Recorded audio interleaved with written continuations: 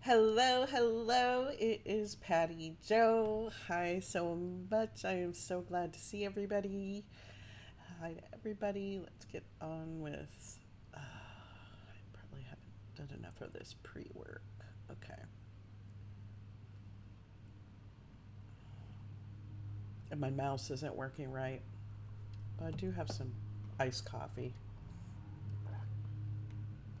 I think I'll make everything right. Okay, so he's been moved into the other courtroom. So, you know what? Let's see if we have to refresh that way if it works. Cannot simply stay quiet when this court talks. Anyway, I don't consent to this. Just like I told you, I don't know the. We'll be in recess until he's removed to the other courtroom. The true nature and cause of the charges. If I keep repeating that, this all goes away. I don't know. How long do you think it'll take to get him?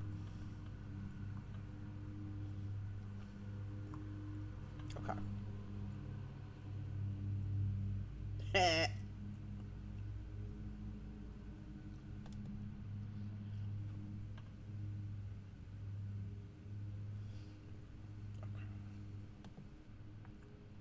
I'm sorry.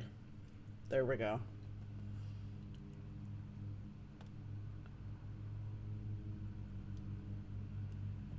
Daryl looking dumb. Oh God. All these cords. I really need to go cordless. Jeez. Okay. Jesus. Okay.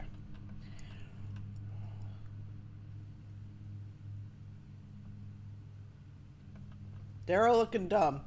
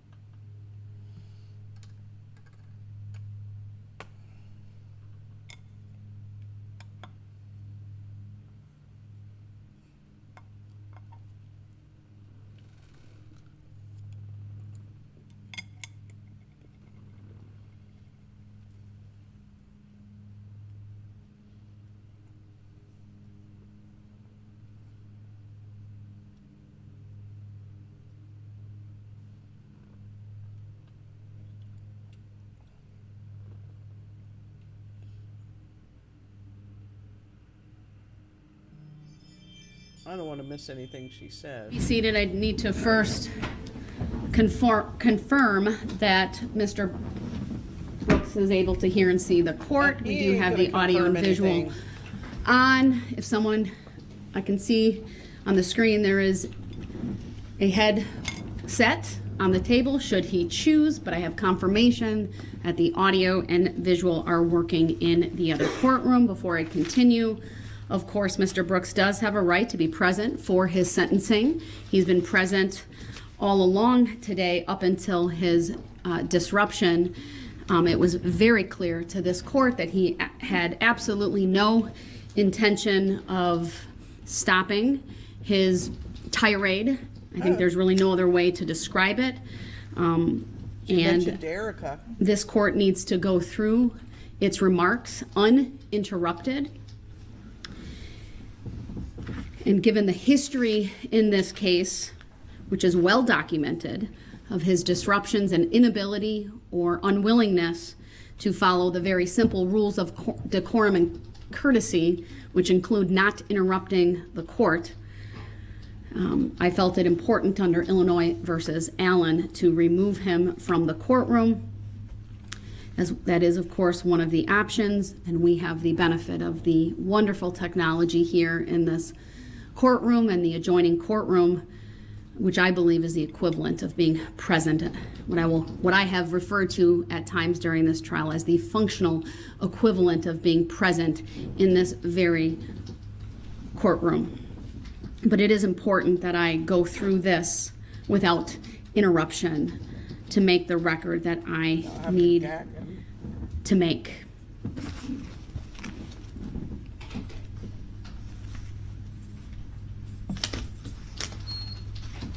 I'm going to backtrack. No, you're not muted, sir. You're going to listen to me, and you're not going to interrupt. So I want to, I don't want to call it a tangent, but I'm looking for a note that I made. I would like to exercise my right to be present. Then you need to pledge to this court, sir, that you will not interrupt me despite what you may not like me saying. Can you do that? I would like to exercise my right to be present. All right, he's not making that pledge, and under Illinois versus Allen, unless he makes that pledge, he's not coming back into this courtroom. You are not. I would like to exercise my right to be present. All right, clearly he's going to keep repeating that statement, so I have muted him at this point.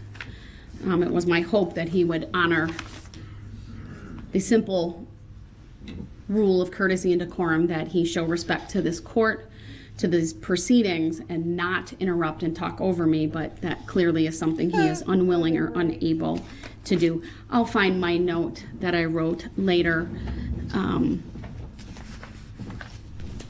It had to do with, frankly, what this court has observed as a pattern with Mr. Brooks, and that is when testimony or statements by the court or statements by the prosecution team become unfavorable to him, he lashes out and he disrupts. And that has been borne out time after time after time during this trial. So let me go through and pick up where I left off about the trial. I'm not going to go through everything in detail, but I think it's important that I set the stage, right, and the basis for my sentencing.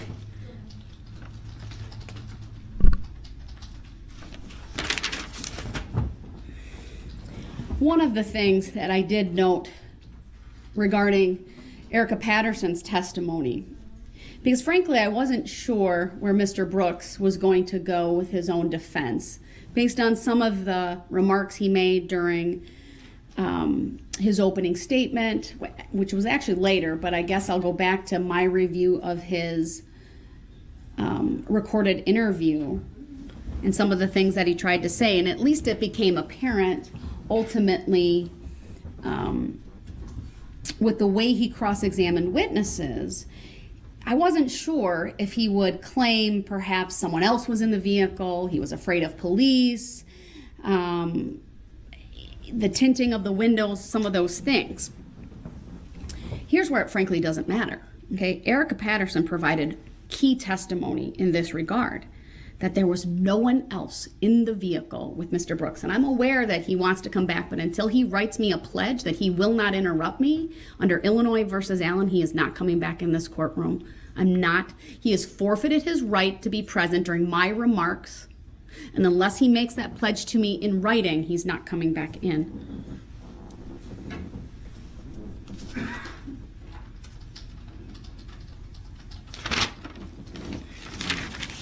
He really, really wants control, doesn't he?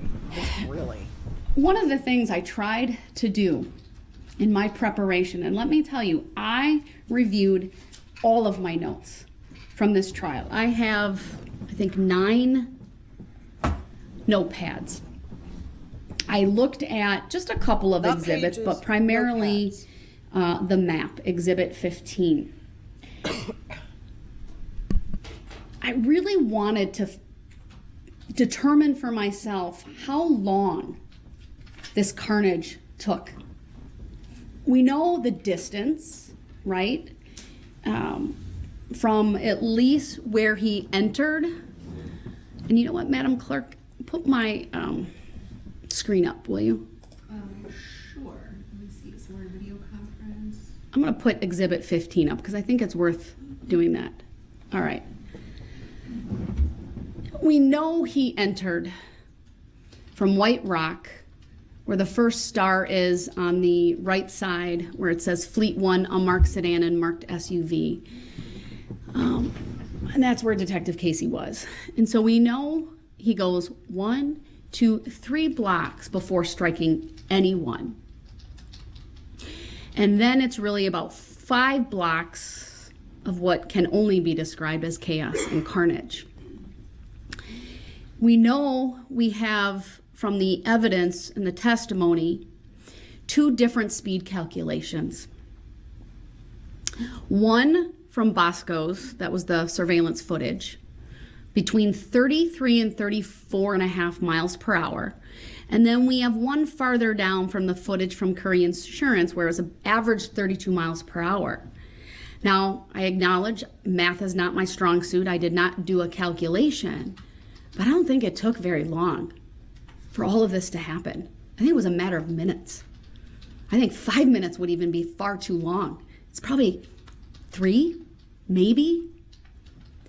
And it was somewhat hard to gauge during the trial because of how the state presented. And I don't mean this as a criticism, but they were very meticulous in showing video, breaking it down, showing it at half speed, sometimes 30% speed, to really get an understanding of what was happening. And at no point did anyone ever tell me or tell the jury how long this took. But even though it took just a couple of minutes, there were so many opportunities for Mr. Brooks to simply stop, turn around, turn down other streets before he ever crossed Barstow Avenue. And what we know is that at 4:37, Detective Tom Casey had the first police encounter with Darrell Brooks. Came face to face, Detective Casey at the hood of the car, coming eye to eye. The SUV brushed past him. And here's the thing. Detective Casey said he wasn't going very fast. To me, that tells me he had ample time to reflect about what he was about to do. If you look on that map,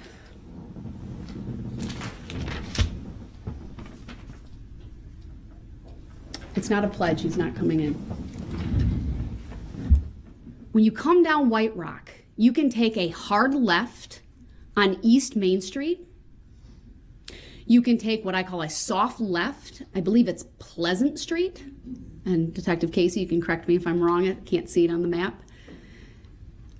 Frankly, you can turn around at any point in time on White Rock Avenue. But instead, and I think if you all try to picture this, as difficult as it may be, there's squads with lights, there's barricades. I know I read in the other act's motion that Mr. Brooks claimed at one point he was having a panic attack, and he, again, maybe I think he was going to claim at some point he was afraid of police.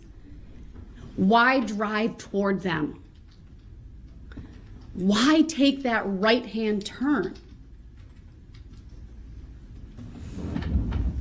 There's no reasonable explanation other than he was angry, he was full of rage, and he didn't care who he came in contact with, what he came in contact with, whether he drove past, through, at, he drove. Detective Casey pounded on the hood of that car, saw his face, again, was brushed by that SUV, thankfully not hurt. All of this preceded by the visual signs along White Rock Avenue of the staging of this parade. Floats, bands, banners, signs, people. And as you got closer to Main Street, the spectators lining those streets, which both, I believe, Detective Casey and Sergeant Warner said were thousands of people.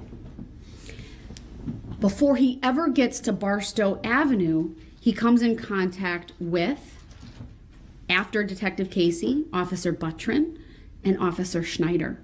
He has an opportunity, if you look at this map, he could go right on Buckley.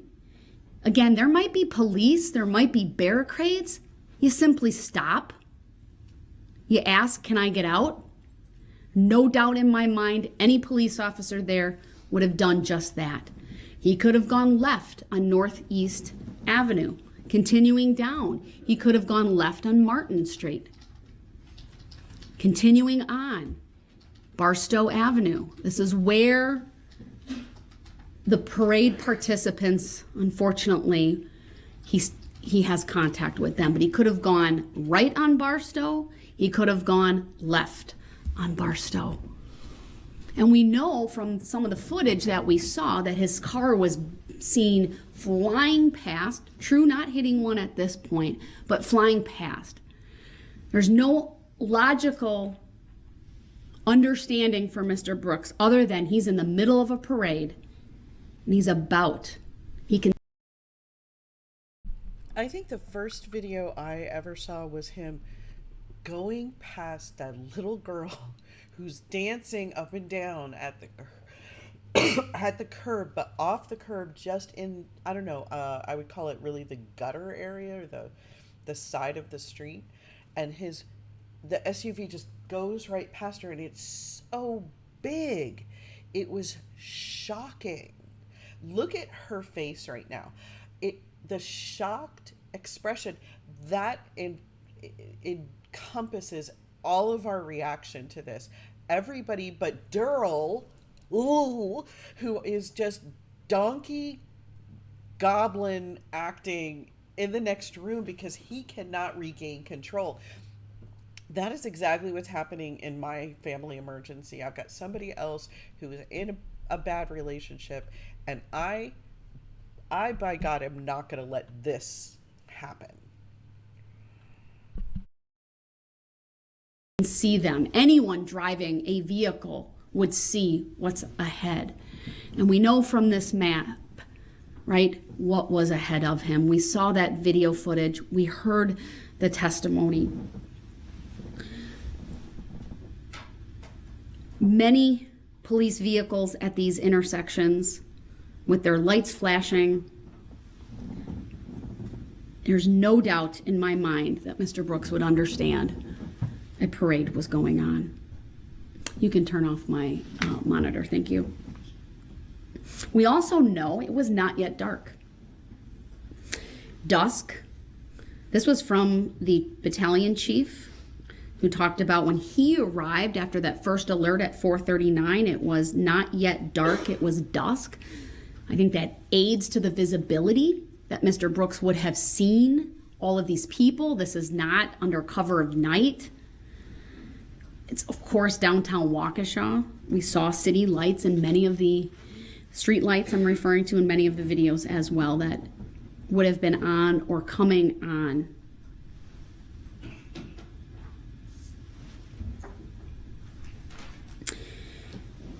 We know just past Barstow, he strikes his first victim, Nicole White. She was with Remax Services with the hot air balloon. If anyone's seen that, we saw it in the video, that is unmistakable what that is. That would get anyone's attention.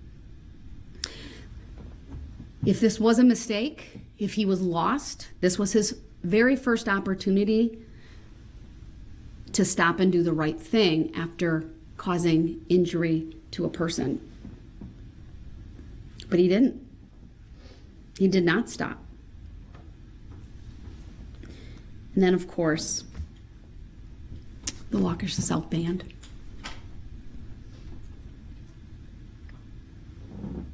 It's hard not to think about what I watched and not have this reaction.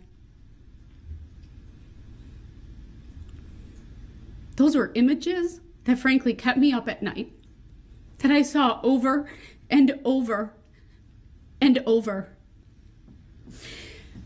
For their band director, she is a hero to me, to get up on this stand, to talk about, and that was Sarah Waymeyer Aparicio, to identify each one of her students, talk about their formation, talk about what she saw. So strong for all of you.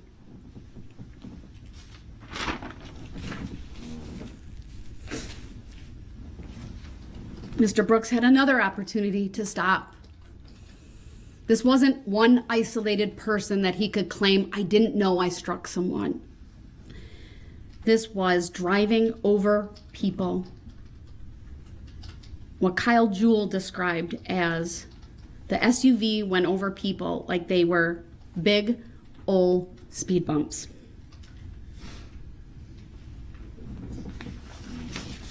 I know the Green children were injured around there. Thankfully, their physical injuries were minor, and I know I could probably spend a long time talking about the injuries of the band members, and I'm not gonna go through that. They were significant. It was horrific. Thankfully, none of them were killed.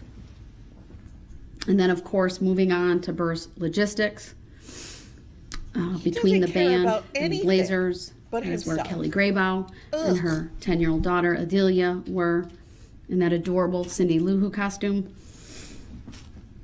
And what struck me, and Kelly referenced this in her statement yesterday, was seeing the tires go past her head after she was hit.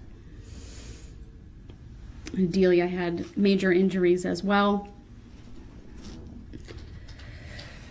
And then, of course, the footage from the Waukesha Blazers. And Jeff Rogers talked both at the trial, he testified, and he gave a statement yesterday about, again, having to come into this courtroom, talk about all of those who were with him, who were injured, and of course, little Jackson Sparks. Another video that frankly is very difficult to watch and hard to unsee.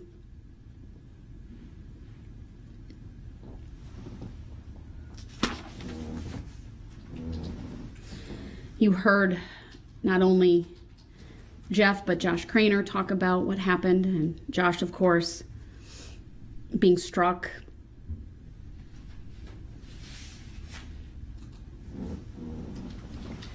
And then the extreme dance group.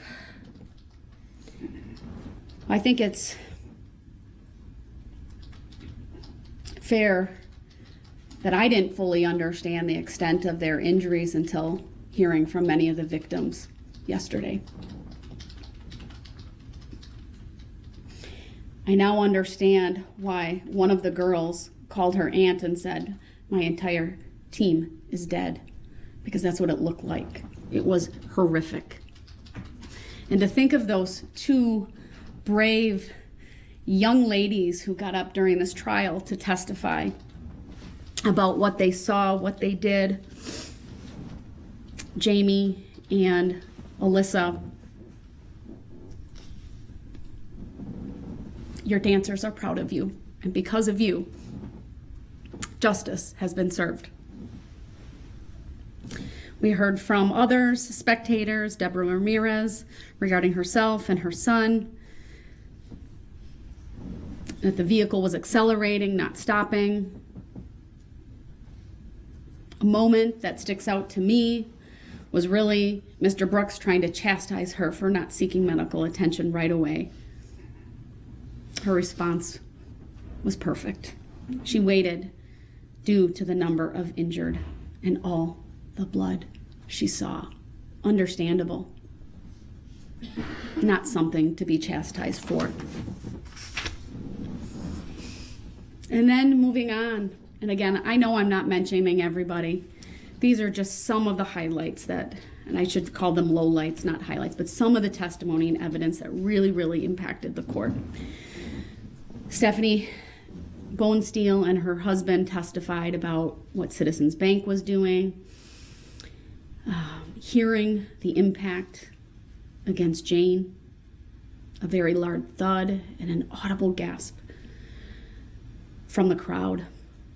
Her husband Adam was driving the support vehicle, and when he was being cross-examined about why he didn't see the driver, again, he just simply said, "I thought it was my wife that had been hit. All I saw was the red poncho." And the only time we ever heard about brake lights was when Jane Kulik was on that vehicle and he braked so he could get her off the top and run her over.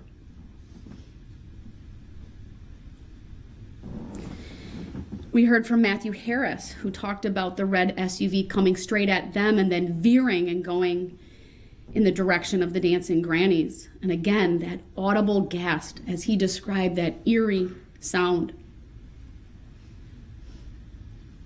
He saw a child injured in front, Jane Kulik behind. Actually, the child and Jane Kulik behind, and 2 victims ahead. He saw 2 of the dancing grannies. What he described as the SUV traveling faster than the speed limit. What I wrote down from his testimony is he's a combat vet, and this is what he said: "I've never saw anything like this in such a safe area." You could tell he felt bad about not seeking treatment right away for his daughter. He talked about how his wife's a nurse practitioner. And again, he didn't want to direct resources from other victims, that we thought she was okay enough to be home with them. Now, by this time in the parade, it's very clear the spectators are noticing something is not right. The sounds, the atmosphere has changed. They're screaming, there's gasping. There's a noticeable difference.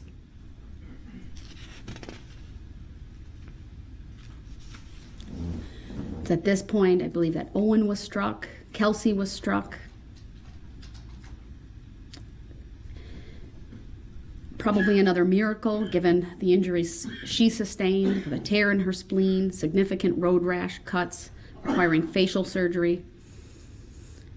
What Mr. Knapp described the driver as having eyes completely wide open. And then next we heard from Laura Thien, one of the dancing grannies. She talked about the sisterhood. Another brave woman came in, talked about what happened to that group.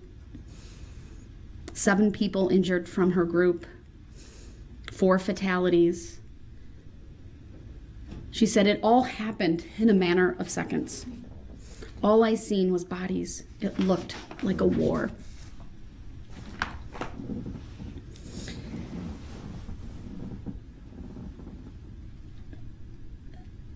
The 6 people who were killed suffered multiple blunt force traumatic injuries, severe, significant, some dying instantly. I was impressed by both Dr. Scheel and Dr. Bidzricki. Dr. Bidzricki for her attention to detail, her looking at that vehicle, inspecting it, looking at the heights where certain damage was done, and it being consistent in height with the individuals that she did the autopsies on. And of course, Dr. Scheel, and both of these individuals have testified before me, but Dr. Scheel, very shaken from the autopsy of little Jackson Sparks.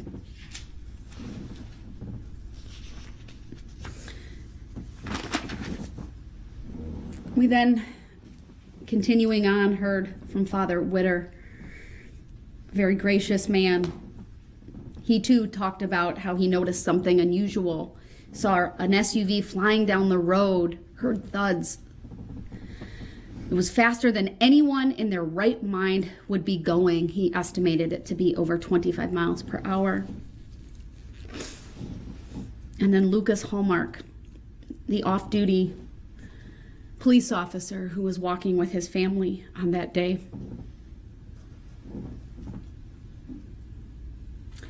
He talked about the commotion behind, the large amount of screaming. You could feel it was palpable when he testified about having the wherewithal to try to get his kids out of the way, throwing his 3-year-old as far as he could out of the way. You could see the pain on his face when he talked about not being that successful with his 7-year-old. He said, "I wasn't quick enough."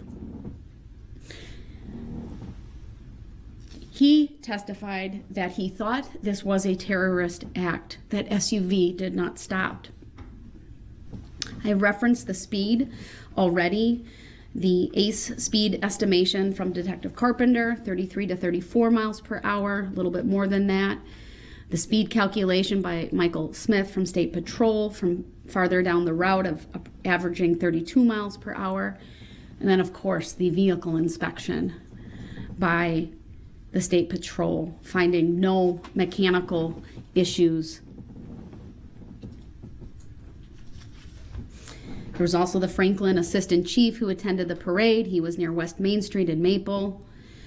He provided the testimony regarding the SUV, the window being open, and the driver sticking his head out, looking out. He testified how he thought perhaps it was either a medical emergency, maybe even a mechanical issue, but it was clear once that SUV passed him and he saw that driver. He saw you, Mr. Brooks. No panic, no distress. His heart sank. He knew it was not a medical emergency. The body language just didn't fit. It did not believe it was mechanical at that point either. And then he saw the vehicle crank to the right. As he testified, he seemed excited about what he had done.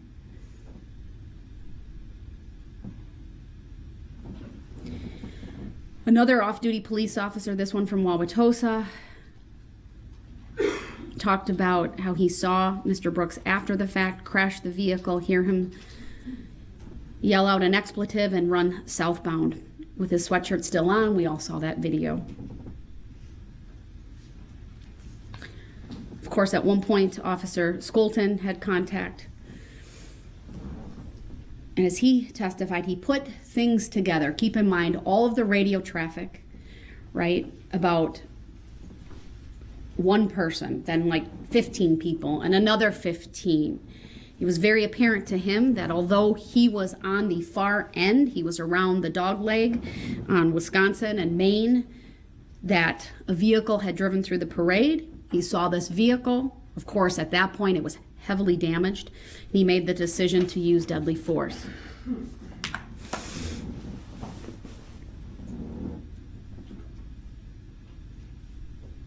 What did he do after? What did Darrell Brooks do after? We crashed the vehicle. He fled the scene in a hurry. He changed his appearance, took off his sweatshirt, loses his shoes, I think in a hurry to get out of there, not caring that they had fallen off. He puts his hair up. We saw that on a number of videos. He asked unsuspecting people to use their phone to call an Uber. All within minutes of all of this happening. He was in such a hurry to get out of there, he left his phone in the SUV. Uber is not a good getaway vehicle. It's not. It's not. He calls his mother, who arranges for an Uber. We heard from the Uber driver. He never showed up. It was nearby, ultimately, where he was found. And then, of course, the ring footage of his contact with Daniel Ryder. That is at 5:01 p.m. Minutes after all of this happened. Mr. Ryder was astute, noticing that after Mr. Brooks being in his home for maybe 8 to 9 minutes, he saw squads driving by. I think you could say his gut told him something wasn't right. And he had Mr. Brooks go onto the porch, of course, after having given him a sandwich, given him a coat to wear. Ultimately asks him for his coat back. And then, of course, the arrest. This is where some of the lies become evident. Mr. Brooks claims ultimately when he's being interviewed by Detective Carpenter, they have to actually seek medical clearance for him because he claims that he was thrown to the ground when he was arrested. He was not. The video is very clear. He cooperated. He laid down. There was no use of force used at all to take him into custody. But we know ultimately that he lies about what he was doing in WAUKESHA, how he got there, who he was with. He lies about having contact with Erica Patterson the day before. We know when he's found, he has the Ford Key credit card, not only in his name, but one, whether it's a credit card or like a benefits card, but it's in the name of Erica Patterson, and of course an ID for himself, a state-issued ID. The Ford itself is registered in his mom's name. It's the same address that's on his ID, and there was documentation found in the Ford Escape.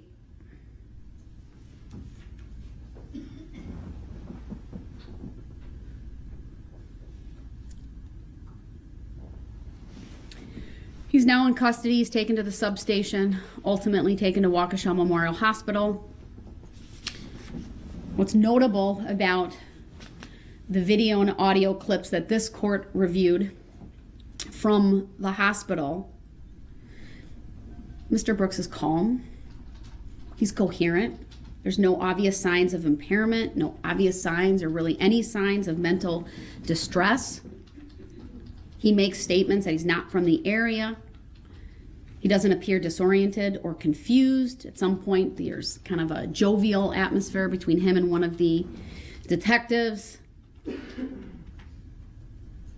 The next day, he lies to Detective Carpenter, denies driving to WAUKESHA. I got a ride. He makes up the story about a tan Kia.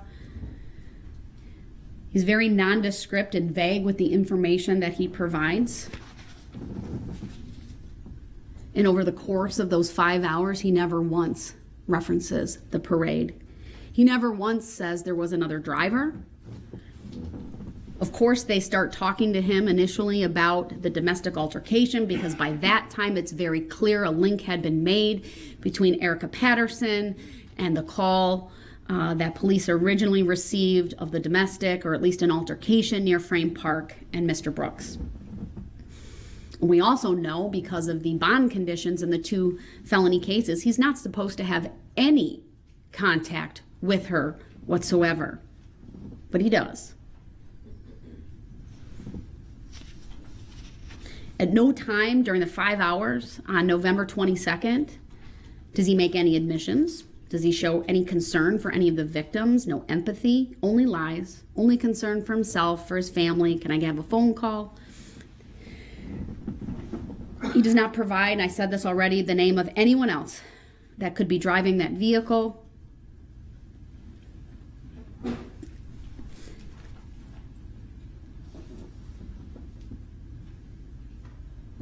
At one point, Detective Carpenter says, one of 2 people drove through the WAUKESHA Christmas parade. Either a God-fearing person who screwed up or the malicious guy. Daryl Brooks's response is, don't spin it.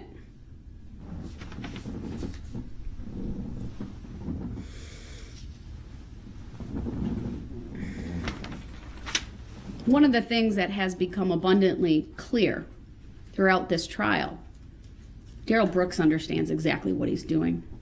His comprehension is fine.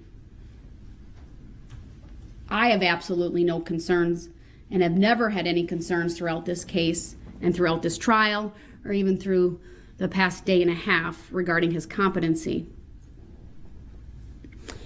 He's intelligent, he's deliberate, he's purposeful. He made nuanced arguments during this trial, one about the right to counsel versus the right to the assistance of counsel. That's a sophisticated legal argument, not the product of someone who doesn't understand. He asked questions on cross regarding tint, horns. He brought up the recall after the fact. He talked and asked questions about, question about barricades, police being at the intersection. Although we never fully understood what his defense was, what became very apparent to me as I reread through all of my notes is that from the very beginning, he wanted to argue jury nullification. If you go back to his opening statements, he talked about power and the jury doing the right thing. He repeated that theme during his closing statement. At one point, he objected to evidence based upon a violation of one of the court's pretrial rulings. Again, a pretty sophisticated objection that resulted in the court striking an exhibit that had previously been received. Today, he spent close to 2 hours talking on his own behalf without any notes. He covered a variety of topics.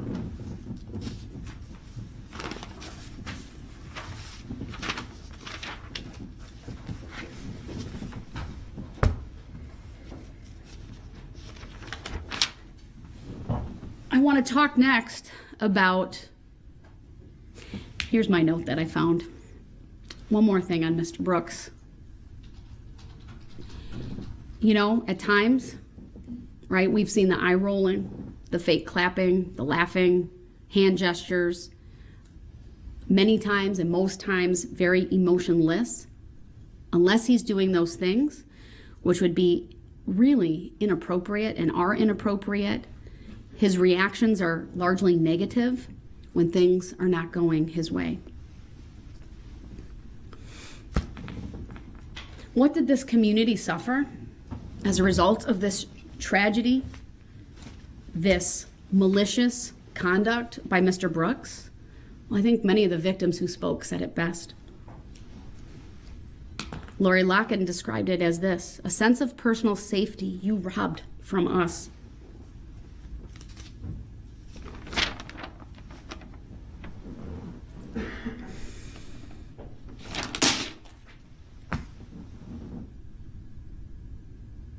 I believe it was Bill Mitchell who said, the only life he seems to value is his own. Jason referred to it as evil. And he talked about innocence being stolen. He called the defendant a coward. No remorse. What he said is, you look like a monster. You look disrespectful to court and witnesses. You look like a callous jerk. But I forgive you. Such character. Such compassion.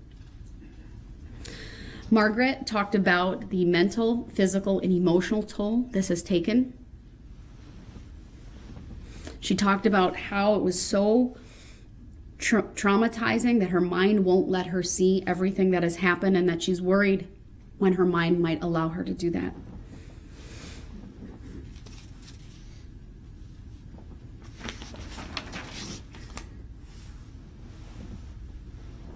I'm thankful that she's 95% back to normal.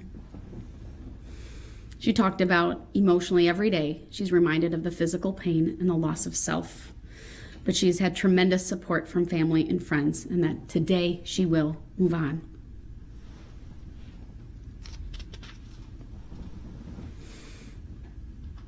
Jeff Rogers also commented on the lack of remorse and sympathy for the victims, how he has had to relive just the immenseness of this, the confusion, the anxiety, depression as a father, and irritation. He talked about how his son, Caden, was so concerned for his younger sister. I'm really glad Riley is okay. I believe that was from the day of the parade.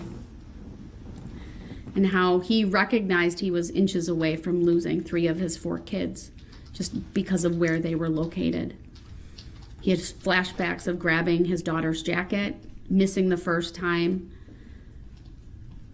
but that Riley gets up sometimes 6, 7, 8 times a night. How this was supposed to be a happy kickoff event for him as their new president, and how after it happened and in the aftermath, the weight of the moment, and 35 people there trying to find everyone, weighed on him. He talked about the media showing up at his door and the emotional toll things have taken. It was intense, and speaking at Jackson's funeral. He talked about how his faith is stronger. Again, very gracious, very inspiring.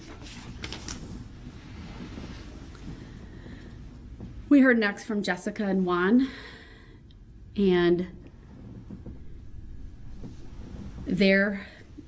how this impacted them, the loss of their son's friend Jackson. Their kids were involved in 2 different groups that day. One a dance group, not the extreme dance group, but a different one. And then of course the Blazers. And how, I believe it was Jessica who said, I yelled stop. I put my hands out as if I had the power. How she saw Jackson, and how she will forever have that image burned in her memory.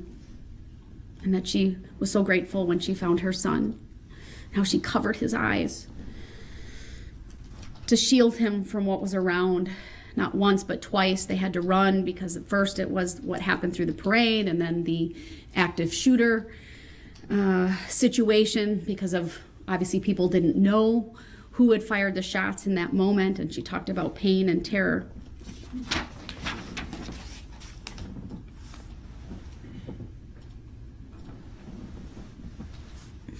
Many people talked about PTSD. I mean, for her, I was really struck by how difficult it has been because of what she saw, not able to be a teacher, how she's hypervigilant, and every sound sends her into a panic, how her joy has been stolen, and how she does her best to hold it together for her kids. But when she was alone, she cried, she screamed. And only a month ago was she able to return to work, but in a very different capacity. She commented on the lack of remorse by Mr. Brooks, and that he seems to search only for sympathy for himself. She said he will always be a danger to society. We heard from more individuals. From the Blazers, again, a lot of discussion of PTSD.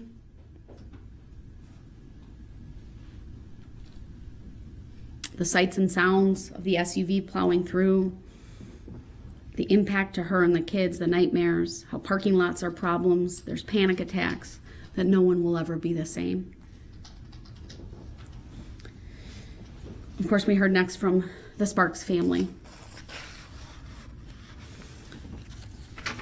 They're hurt, angry, they're traumatized, they're broken. It was difficult to even watch them make their statements. Their hurt is palpable. She talked about her last hug with Jackson,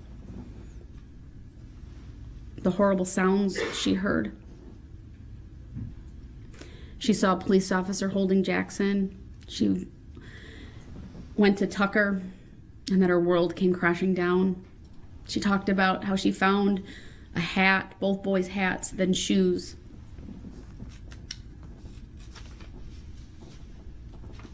Again, I didn't realize how significantly Tucker had been injured until she described that for us yesterday.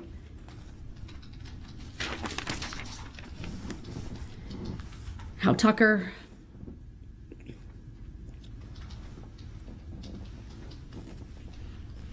somehow blames himself for his brother's death. It's not your fault, Tucker. It's Mr. Brooks's fault.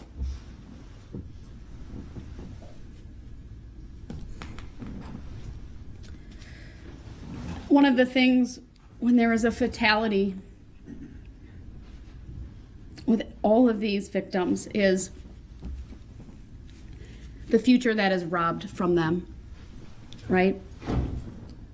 No future weddings, no future graduations, no future grandchildren or children, no plans. It's just gone. It's all memories. And the contrast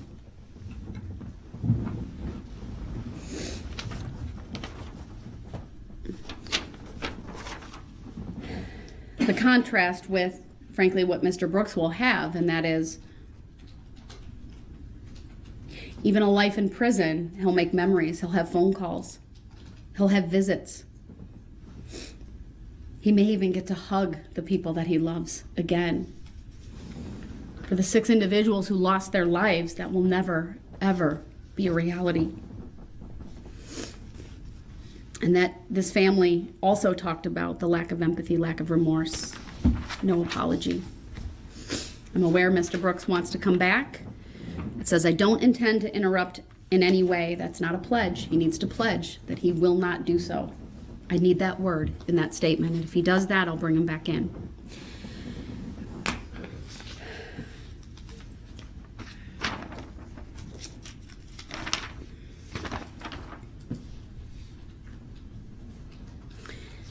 I'm going to try to go a little bit faster. Some of the comments. The yells and screams from that night will haunt me for the rest of my life. I'm asking the court to give the max for each conviction because he has given the community a life sentence of these memories.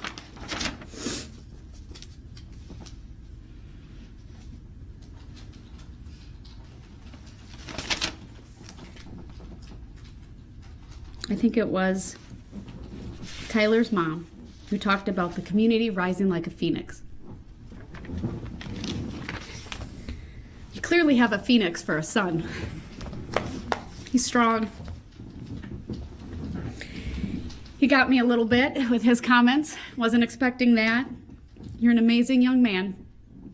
You're a picture of resiliency, of fortitude, of strength.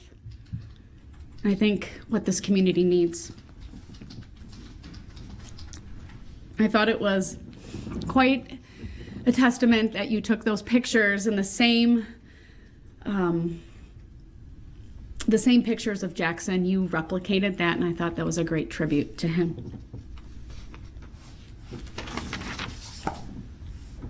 You talked about, of course, rising up with Eric, who had significant injuries as well, both of you, and how you fought back and each were able to play baseball, even if not up to the full capacity that you had done previously. And then we next heard from Sasha, who's haunted by survivor guilt. My heart breaks for her.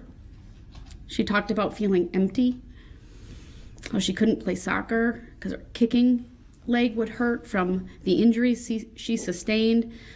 She has difficulty sleeping, struggles with nightmares. Physically and emotionally, she feels stuck. She talked about maybe law school being in her future. And to her, I say, don't give him the satisfaction of holding you back. Rely on your friends and your family and be the phoenix that Tyler's mom spoke about.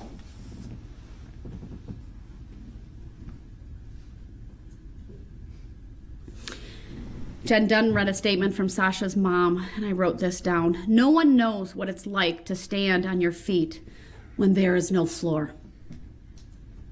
That's a pretty powerful image. I think that's very apt for what this community has gone through. We heard from others, including the Teagues. We saw photographs. So many families with more than one individual who was injured. How baseball for Eric was stolen, how he was such a good player.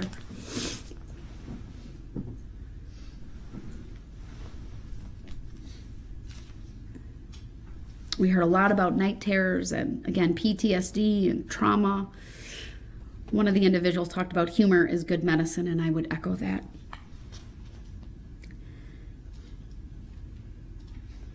We heard about one band member whose instrument may have very well saved his life. Someone described it as a mental massacre, though, the aftermath of this. It's difficult to go downtown. It's difficult to get restful slumber. Panic attacks are common. Describe Mr. Brooks as sheer evil in its vilest form. I wrote down that despite all of the impact and carnage, many people talked about forgiveness, brokenness, sorrow, anger, hatred, regret. A lot of emotions. Frankly, really no emotion shown by Mr. Brooks, certainly not for what he did on November 21st. We saw a lot of anger for some of the people who lost loved ones, and understandably so.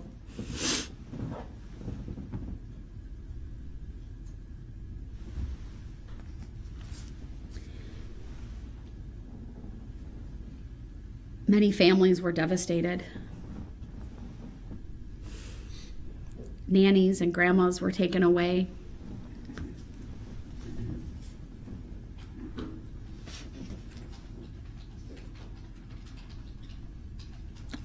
Yes, there were very specific terms used to describe Mr. Brooks, that in their opinion, he's a monster, he's a demon.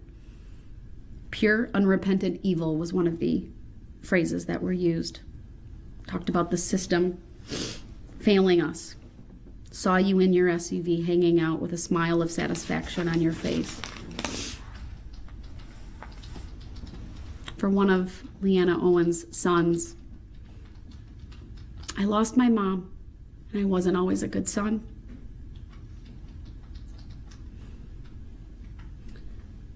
You can hear, right, the regret in that statement, because life is short, and these lives were taken far too short. We heard the very gracious statement from Michael Carlson, who, unbeknownst to me, had been writing Mr. Brooks in jail and sharing the gospel and the love of Jesus.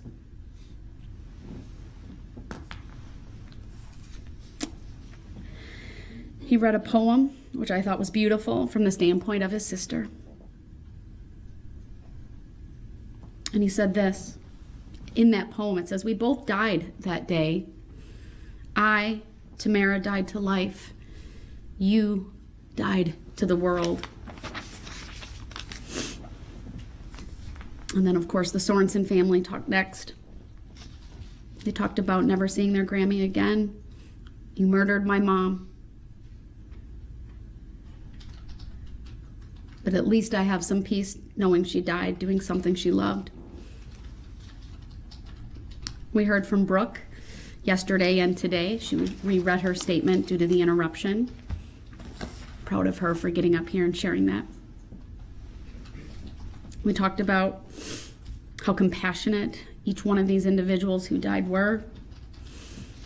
We heard about the compassion from Detective Casey that we learned about. It said Detective Casey came to our home to verify what we knew, and he greeted us every day of this trial.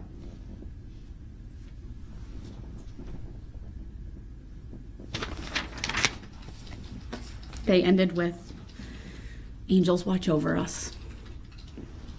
6 angels watching over us today.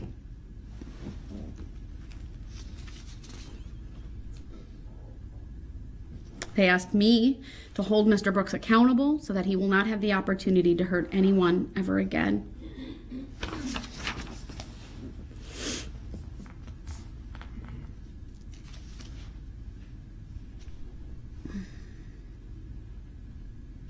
We heard from the Kulik family about the empty space that they have and the brokenness, their lives being shattered by mom and grandma being taken away.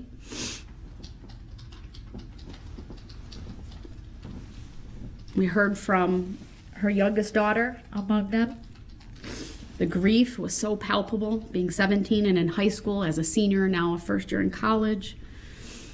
She talked about all of the things she will never have with her mom. Just the last year alone, an 18th birthday for her and her brother, graduation, and beginning college. She lamented that her mom would never see her do her wedding vows, never see any kids that she would have, be a grandmother. She wouldn't be able to call her mom for parenting advice. And how excruciating it was for that family to wait 3 hours because of the chaos at the hospital. Talked about triggers of their PTSD, sirens, things of that nature. And how she waited. She waited hoping that Darrell Brooks would have a reason. She also said this, verdicts don't bring my mom back. No more hugs, no more dinners, no more talks. My mom was the glue that kept our family together, and we are falling apart.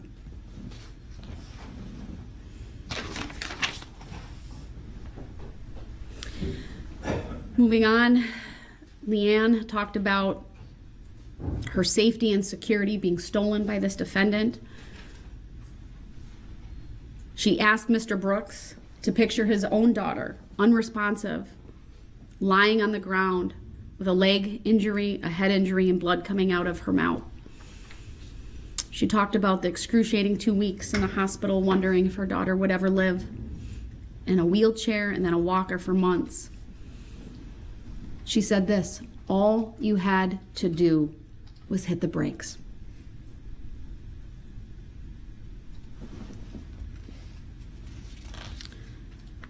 Her daughter talked about being scared of everything, worried about a sister, being alone in a church. It was hard enough to hear these things from the people. It is just as hard to hear them repeated. How many people agree with me? This is tough. I'm squirming. I don't know how he is such a monster. Seriously.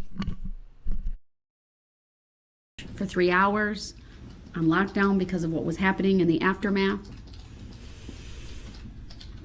And we heard next from the Urell family. A family that, of course, was impacted significantly with 4 of their children, all of their children being struck by the SUV, with the mom, of course, having to testify, in this case being called by Mr. Brooks, which, of course, was his right to call witnesses, but it's the manner in which, I think the indifference, not caring that this was someone who had 4 children impacted significantly. But clearly, you're raising your kids the right way.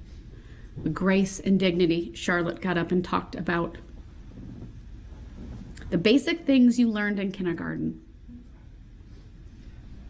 She described what she saw as being stupid, delusional, and egotistical. She wanted to punch you in the face, and understandably so.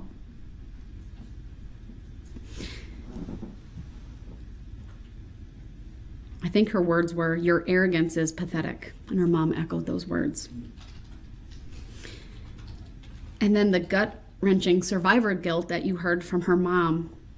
She goes, "I say this with a heavy heart. I have my kids here. I had to fight for my children. They will strive." And then, of course, we heard from Alyssa, her heart-wrenching statement. She, of course, testified bravely, but you could tell the impact that this had on her and what she saw in the aftermath to the extreme dance team. How one of the girls, who at 10 years old, even lying on the ground being injured, had the wherewithal to ask, why would someone do this? If a 10-year-old knew this, then the defendant knew this. And how she left the hospital not knowing if she would see some of her girls again. She was completely and utterly broken, forever changed by this event. She waited. She talked about how she waited for remorse, for empathy. It didn't happen.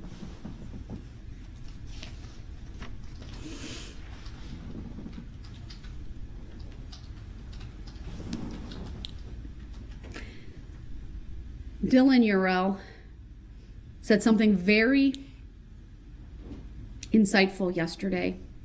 Something we didn't hear about in the trial, but because of where he was at on the parade route, around the corner, waiting for his children, he didn't even know that all of them were in the parade. He said this: you hit the brakes to go around the corner. And then you drove through a barricade where an officer shot at you 3 times. Those brakes were working. You knew how to use them. And you selfishly only used them so as to not crash your own vehicle as you fled the scene. Talked about walking through and around that corner through the wake of carnage, bodies all over, women, adults, children deceased, people running all over.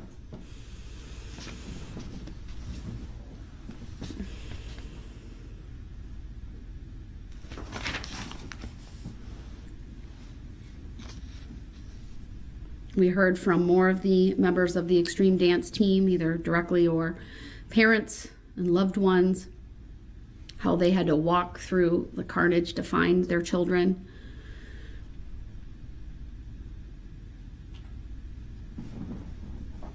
Such a gracious statement of love, talking to Mr. Brooks about being a Christian and how she prays for him. Very powerful. Thank you for that. Her daughter, equally as powerful and brave and gracious. But even she knew, she said that I thought about you every day. How could someone do this?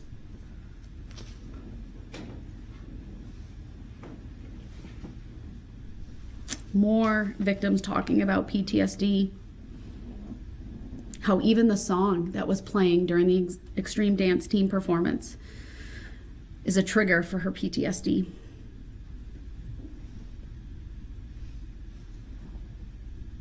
And how she's forgiven him.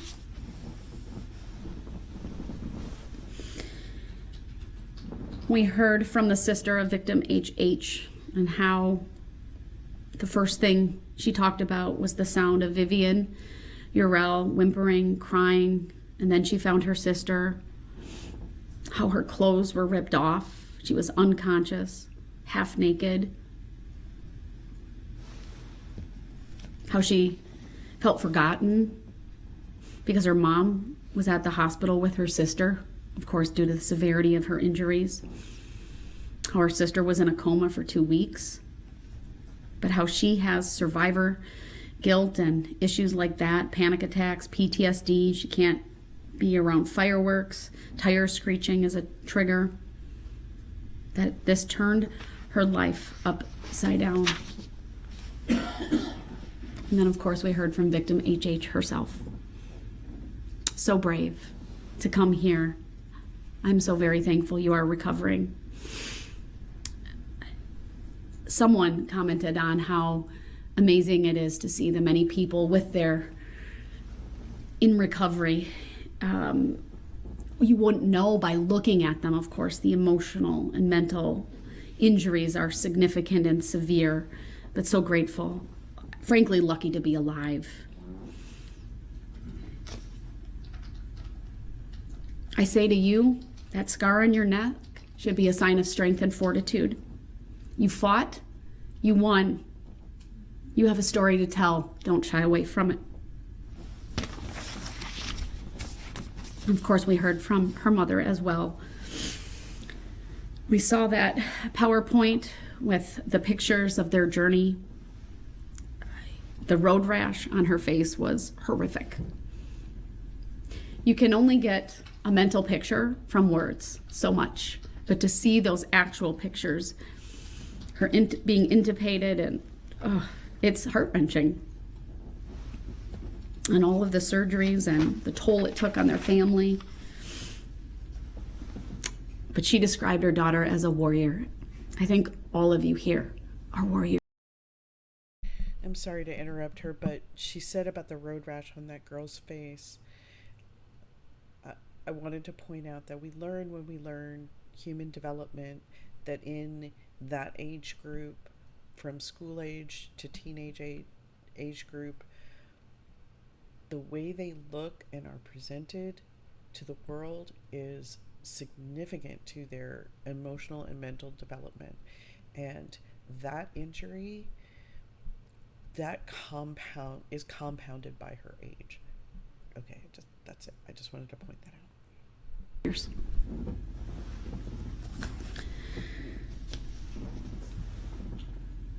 We heard from Sam and her family and what she went through and how significant her injuries were, and her mom talked about the haunting vision she has of just what she saw because of her perspective. Sitting in the back of the pickup truck, she had a front row seat to horror.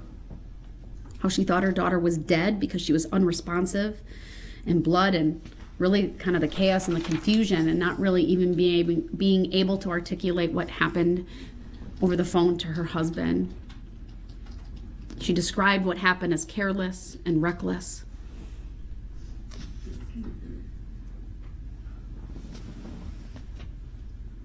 Asking Mr. Brooks, how could you do this? What kind of father does that?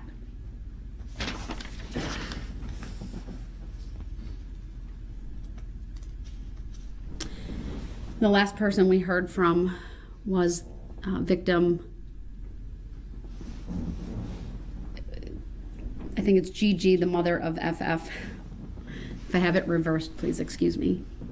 And how I actually have her written statement that was provided earlier today, but how she was so taken aback by the conduct of Mr. Brooks that she frankly called him out on it yesterday, because he was kind of motioning his hand like, okay, come on, let's get this over with, hurry up. She yelled at him, you don't care. She goes, you hit me, I saw you, you knew, you're a child killer, you're a woman killer. She was so flustered, she had to really gather herself before she could continue. So again, I want to thank the victims. I have other statements that I've read for people. So gracious. I think they were all members of the Catholic communities. Their statements were translated. Very gracious. Praying for Mr. Brooks.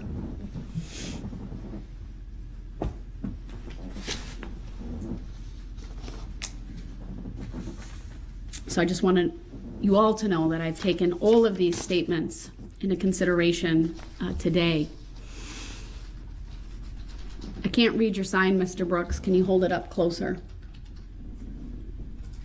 If it's a pledge that you will not interrupt me, I will bring you in for what will be the final section of my remarks today in the sentencing portion. Judge, I think you should give him that opportunity before you go through the sentencing factors. And I can only read the top where it says objection, but I can't tell what it is, what it says. He can bring the sign with. We'll clear the courtroom. We'll take a short break, and I will bring him back in. But I will warn you, Mr. Brooks, that there is one interruption, you will go back to that room because you will forfeit your right to be present for the sentencing portion. We'll be in recess until we can get him back in. Thank you. That is only because of Susan Offer, I think, that pushed that over the edge, that he's coming back. And he's just like, I have the right, I have the right. What a goob. Ugh, gross. Okay. Oh, is he gonna, and this is where he like continually says, I never had to pledge before, and never had to pledge before. Ugh, here we go. Let's put it right here.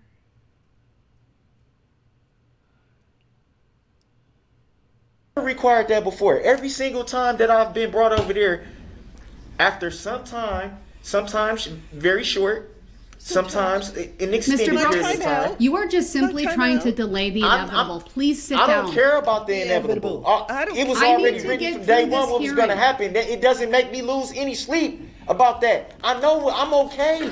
I'm okay with everything. Then please sit down. I just want to be treated Shut fairly, up. which I have Please. not been. Please sit down. And then Your Honor, you Mr. always make it seem this is like not a you always debate. make it seem like it's some type of aim, and it's not. Please sit down. We're talking about constitutional rights.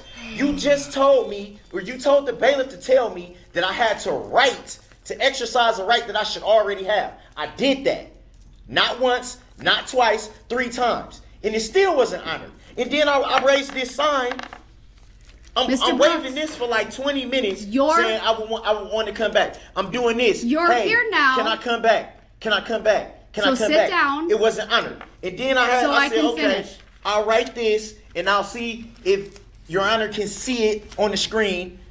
The objection sign saying, Mr. I Brooks, exercise my right if to you be present. stop for a May I have minute, the order of the court? I'll explain it, but you have to stop I'm so I can explain it. Your Honor, I did what you asked me to do. No, you Actually didn't. not. Yes. Let me explain And if I you did- would like. If I didn't, Your Honor, if I did not do what you asked me to do, then why was I allowed to come back if I did not do what you asked me to do? Because of Susan Going to Opper. a very distinct portion of this hearing where I am going to impose sentence. Okay, that doesn't and answer that the question, though, Your Honor. matters. Shut That doesn't up. answer the question. Shut Please up. sit down Wait. and I will explain and Your Honor, remain quiet with all without due- interrupting me. Shut With all up. due respect. That I doesn't have mean no you're respect. respecting me, so please sit down. With all due respect, I have no you told the respect. bailiff when I first said, because every time that I've been brought over there in the past, Mr. Brooks, you always stated I don't need a history you always lesson of stated what I've done. that when I exercise my right to be present, Untrue. you've Untrue. always said, we Untrue. have the record. We have the record. We can dig into the record. Mr. Brooks, I know what the requirement was of me going over there. You've always stated on the record that when I exercise my right to be present, you will bring me back if I will follow the rules of decorum. That's your exact words, which you said every time. which you're I've never- demonstrating I've right never now that had- you have Your Honor, absolutely Your no Honor, ability to do. With all due respect, I've never had to go through any type of certain words that needed to be said or stressed or anything like that before.